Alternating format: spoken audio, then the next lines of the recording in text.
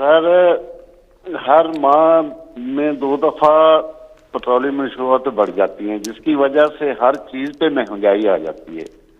جو دہاڑی دار طبقہ، جو مطلب کہ چھوٹا کسان ہے، وہ اس چکی میں پس رہا ہے. کوئی شفقت کی جائے اس پہ. دیکھیں، یہ سب سے تکلیف دہ چیز ہے مہنگائی، اور مجھے اس چیز کا پورا احساس ہے کہ اس وقت ہمارے لوگوں کے اوپر ایک مشکل وقت آیا ہوا ہے مہنگائی کی وجہ سے. لیکن یہ بھی ضروری ہے آپ سب کا کہ سمجھنا کہ یہ مہنگائی ہوتی کیوں ہے. میں اگر ہر ہفتے میٹنگ لیتا ہوں مہنگائی کی، ایک چیز دیکھتا ہوں کہ کون سی چیز کی قیمت کیوں چڑھ رہی ہے، یعنی میرے ذہن پہ یہ اتنا پڑا ہوا ہے تو یہ کیوں نہیں، یہ مہنگائی ہے کیا، ہوتی کیوں ہے. تو یہ میں ذرا چاہتا ہوں کہ آج آپ سب سمجھ لیں. دیکھیں، مہنگائی کی سب سے بڑی وجہ کیا ہوتی ہے کہ جب ہمارا روپیہ گرتا ہے. اور روپیہ کیوں گرتا ہے یہ بھی پہلے آپ سمجھ لیں. روپیہ اس لیے گرتا ہے کہ جب آپ ملک میں جو ڈالرز آ رہے ہیں وہ کم ہیں اور ملک سے ڈالر باہر زیادہ ہیں، جو جا رہے ہیں وہ زیادہ ہیں. یہ کیوں منی لانڈرنگ اتنی بری، یہ اتنا بڑا ہمارے لیے عذاب بنا ہوا ہے. ایک اندازے کے مطابق، اور میرے خیال میں اس سے زیادہ پیسہ باہر جاتا ہے، جو امریکہ کا جو اسٹیٹ ڈپارٹمنٹ ہے اس نے ایک پیپر چھاپا تھا غالباً کوئی 8-9 سال پہلے کہ 10 ارب ڈالر ہر سال پاکستان سے باہر جاتا ہے منی لانڈرنگ ہو کے. پھر اگر ہماری امپورٹس اور ایکسپورٹس، مثلا جو چیزیں ہم دنیا کو ایکسپورٹ کر رہے ہیں وہ کم ہیں اور امپورٹ زیادہ ہیں، تو ظاہر ہے کہ وہ جب ڈالر کم ہوں گے ڈالر اوپر چلا جائے گا، روپیہ نیچے آ جائے گا. تو پہلے یہ سمجھیں کہ روپیہ گرتا کیوں ہے. جب ہمیں حکومت ملی تو جو اس ملک کے اندر امپورٹس تھیں، جو ڈالر ملک سے باہر جا رہے تھے، وہ 60 ارب ڈالر تھے، اور ایکسپورٹس جس سے ملک میں ڈالر آنے تھے وہ 20 ارب ڈالر تھی. پاکستان کی تاریخ کا سب سے بڑا یہ خسارہ تھا جس کو ٹریڈ گیپ کہتے ہیں. اور جو کرنٹ اکاؤنٹ ڈیفیسٹ تھا، یعنی کہ جو ٹوٹل ڈالر ملک سے باہر جاتے ہیں اور اندر آتے ہیں، یعنی جو ہم ریمیٹنسز بھی شامل کر لیں، تو وہ 20 ارب ڈالر تھا، جو سب سے زیادہ پاکستان کی تاریخ کا خسارہ تھا. اس سے کیا ہوا، جیسے ہماری حکومت آئی پریشر پڑ گیا روپے پہ، اور پچھلی حکومت نے اربوں ڈالر خرچ کیا تھا روپے کو اوپر رکھنے کے لیے. وہ کیا کرتے ہیں، جب روپے پہ پریشر پڑتا ہے تو اب ڈالر پھینکنے شروع ہو جاتے ہیں مارکیٹ میں. تو ہمارے پاس ڈالر ہی نہیں تھے مارکیٹ میں پھینکنے کے لیے، کیونکہ ہمارے پاس ریزروز ہی نہیں تھے.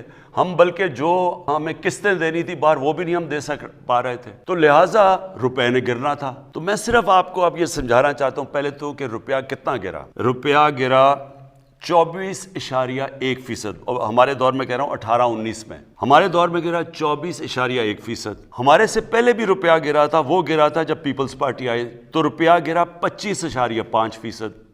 2008-9 میں 2008 جب ان کا روپیہ گرا تو جو سی پی آئی، اور یہ سارے آپ دیکھ سکتے ہیں اسٹیٹسٹکس، کنزیومر پرائس انڈیکس جسے کہتے ہیں، جو بتاتا ہے کہ کتنی مہنگائی ہوئی، وہ 17% تھی. اور ہمارے 18-19 میں جب 24.1% روپیہ گرا تو 7.3% تھی.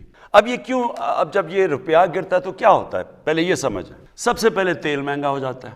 تیل مطلب پٹرول اور ڈیزل مہنگا، اس کا مطلب ٹرانسپورٹ مہنگی. اس کے بعد بجلی مہنگی، کیونکہ آدھی بجلی بنتی ہے تیل سے، اور پھر جو باقی بجلی کے کانٹریکٹ سائن کیے ہوئے ہیں وہ سارے ڈالرز میں کیے ہوئے ہیں. تو جیسے ہی روپیہ گرا، جو ڈالر کی چیزیں ساری مہنگی ہو گئی. پھر جو ہم چیزیں امپورٹ کرتے ہیں، سب سے پہلے گھی، تقریباً سارا گھی ہم امپورٹ کرتے ہیں باہر سے، وہ مہنگا. چائے مہنگی، چائے باہر سے امپورٹ کرتے ہیں.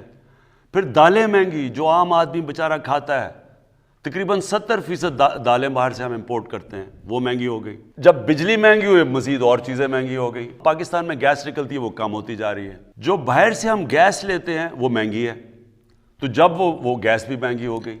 تو ساری چیزیں مہنگی ہو جاتی ہیں جب آپ کا روپیہ گرتا ہے. اس لیے ہماری گورنمنٹ پوری کوشش کر رہی ہے پاکستان میں ایکسپورٹ بڑھانے کی، اور مجھے بڑی خوشی ہے کہ پچھلے مہینے ریکارڈ ایکسپورٹس بڑھی ہیں ہماری. جب تک ہماری ایکسپورٹس نہیں بڑھیں گی، اور اللہ کا شکر ہے ریکارڈ ریمیٹنسز بڑھی ہیں، یعنی کہ جو باہر پاکستانی بینکوں کے تھرو پیسے بھیجتے ہیں وہ بھی بڑھی ہیں.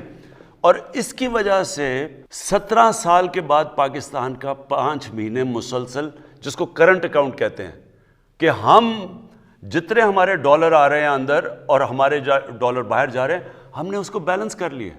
ہمارا خسارہ ختم کر دیا ہم نے، کیونکہ ہم نے ایکسپورٹس بھی بڑھائی ہیں اور ہماری ریمیٹنسز بھی بڑھی ہیں، اور ہمارا ملک صحیح راستے پہ لگ گیا ہے. اگلی چیز جو ہم نے کرنی ہے، انویسٹمنٹ ملک میں لے کے آنی ہے، وہ تیسری چیز ہے. تو جیسے جیسے ہم اب قدم اٹھا رہے ہیں، ڈالرز ہمارے ملک میں زیادہ آئیں گے، ہمارا روپیہ سٹرونگ ہو جائے گا. جب روپیہ ٹھیک ہوگا تو یہ آپ کا سب سے بڑا مہنگائی کا مسئلہ تب ختم ہوگا. دو اور چیزیں ہمیں مسئلے ہوئے. ایک 2 سال ہماری گندم کی کراپ کم ہو گئی. گندم کم ہوئی پاکستان میں. کیوں ہوئی؟ یہ موسم کی تبدیلی کی وجہ سے بارشیں اس ٹائم پہ ہو گئیں جب گندم کو ہم نے کٹائی کا ٹائم تھا. 2 سال مسلسل ہماری گندم کم ہوئی. وہ باہر سے منگوانی پڑی. جب وہ تو جس طرح روپیہ گرا تو وہ بھی مہنگی. پھر چینی وہ ہماری کم ہو گئی. مجھے پورا احساس ہے, سارا وقت میں مانیٹر کر رہا ہوں, پوری کوشش کر رہے ہیں کہ ہم مہنگائی کو روکیں. تھوڑا آپ کو صبر کرنا پڑے گا. ایک برے معاشی حالات میں, ایک مقروض ملک میں جس نے قرضے لیے ہوئے تھے, آہستہ آہستہ جیسی ہماری معیشت ٹھیک ہوگی انشاءاللہ اس کے اوپر مکمل قابو پا لیں گے.